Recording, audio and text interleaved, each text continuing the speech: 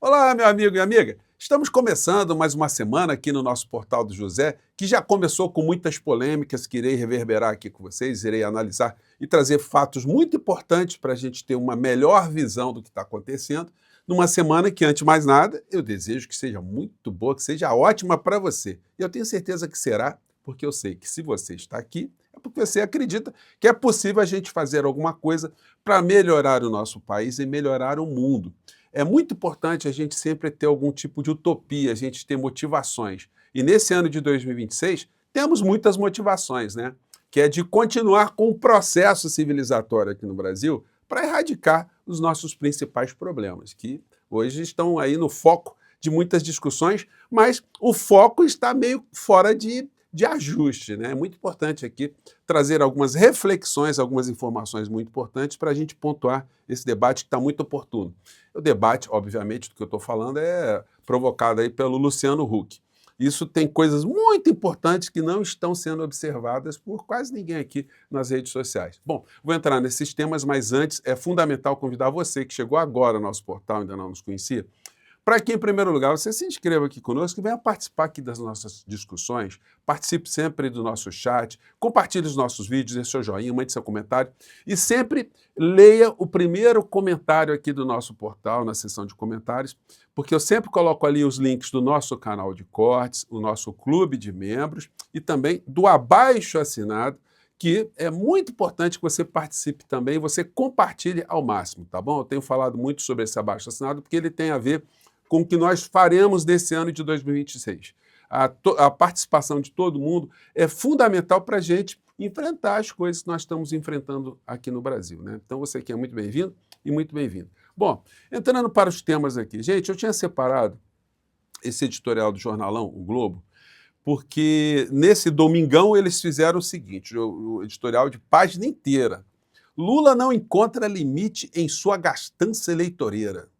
Bondades se sucedem em ritmo desenfreado e deixarão conta altíssima para o próximo governo. Olha só, gente, o título já diz muito para nós, né?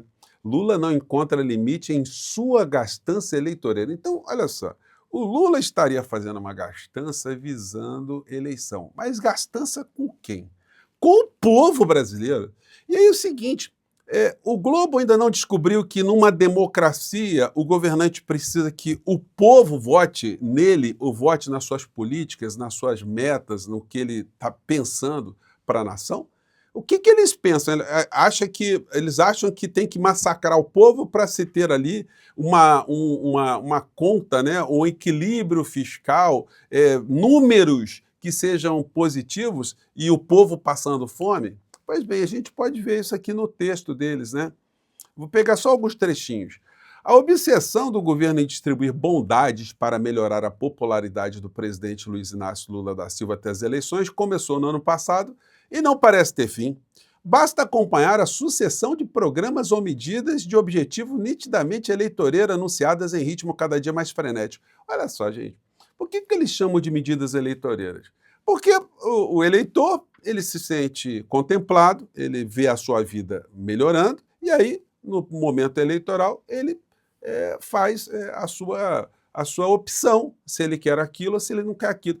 Agora, eles são tão maldosos, são tão distorcidos na compreensão da realidade, porque eles também são ativistas políticos, ativistas econômicos, ativistas eleitorais, porque há décadas eles vêm formatando a cabeça de uma parcela da sociedade, ou as cabeças, para entenderem que isso que eles estão falando agora é certo, que não se tem que investir no povo é uma coisa que prejudica as contas públicas, né?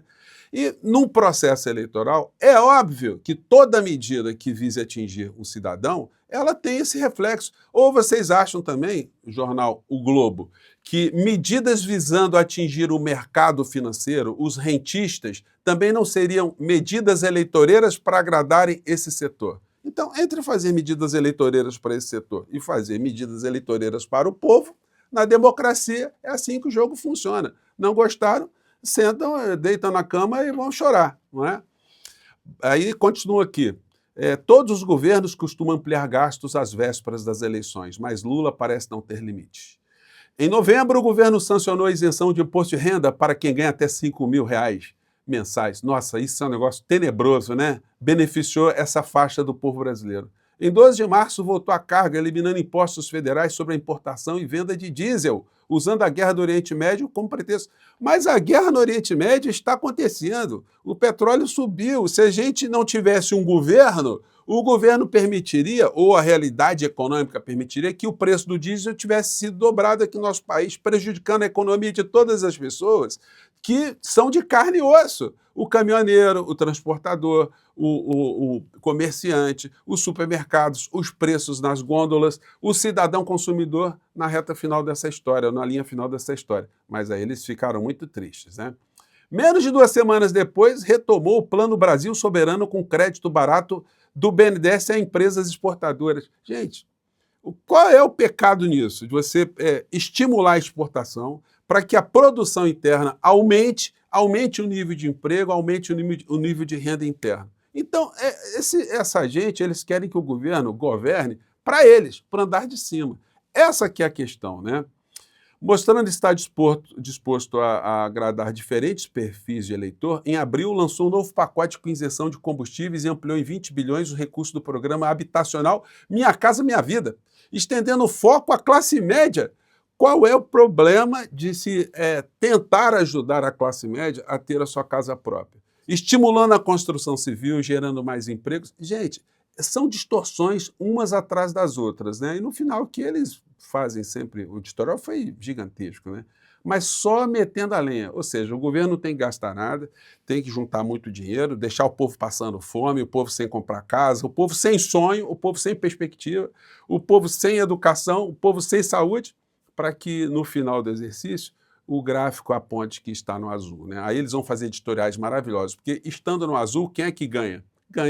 Ganham os amigos dos grandes veículos de comunicação, da grande mídia, os banqueiros, os rentistas, enfim. Quando eles criticam, inclusive, que o preço do combustível está sendo represado, ou está tendo uma política pública para não deixar que exploda o preço do combustível, é porque eles estão preocupados com a lucratividade das empresas de petróleo, a Petrobras e todos os importadores, porque tendo muito lucro com o aumento do preço do combustível, os dividendos também são distribuídos também com muito mais voracidade e felicidade para essas criaturas, né? Aí, no meio disso, surge a fala de Luciano Huck. Para quem não viu, vou colocar aqui para vocês. E aí é o seguinte, o Luciano Huck está sendo demonizado no meio dessa história.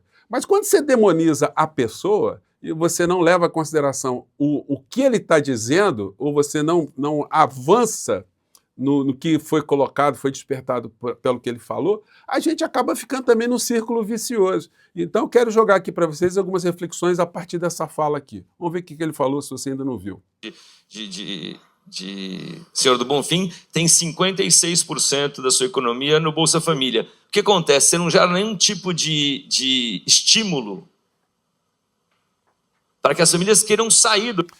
Olha só que interessante, né? A visão de uma pessoa como o Luciano Huck, né?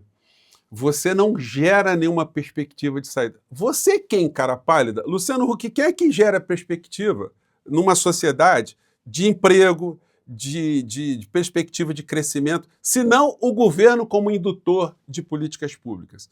Se o governo faz um projeto de reindustrialização, se o governo não investe em ampliação das redes sociais de educação, construindo escolas, construindo habitação, casa popular, infraestrutura, portos, aeroportos, ferrovias, trem-bala, se o governo não investe nisso, não surgem oportunidades de emprego para tirar pessoas de muitas situações de fragilidade que elas estão. Agora, por que isso não acontece?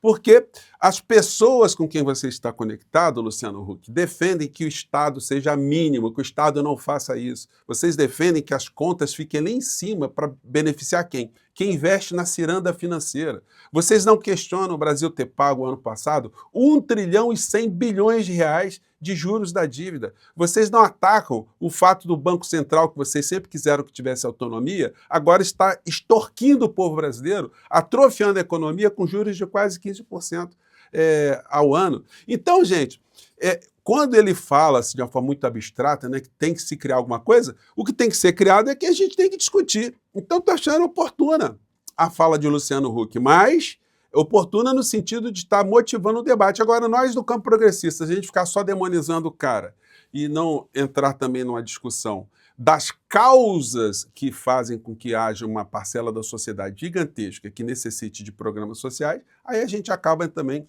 retroalimentando também um discurso míope, né? Mas vamos ver aqui mais algumas coisas que ele fala. Bolsa Família, na verdade, elas criam um monte de atalhos para conseguir ficar no programa de distribuição de renda, de proteção social, ad eterno. A gente precisa criar um estímulo. Como é que você sai? A gente precisa criar um estímulo. A gente quem, Luciano Huck? Que tipo de estímulo? Então, são discursos muito vazios. Aí, na sequência, ele fala da mobilidade social, que o Brasil tem uma baixa mobilidade social. Agora, gente, não existe milagre. Um Brasil que está sendo, um país está sendo atrofiado por uma política econômica que tem uma influência central do Banco Central e que tem influência dos grandes veículos de comunicação que estabeleceram essa política de contenção de gastos, de teto de gastos, enfim.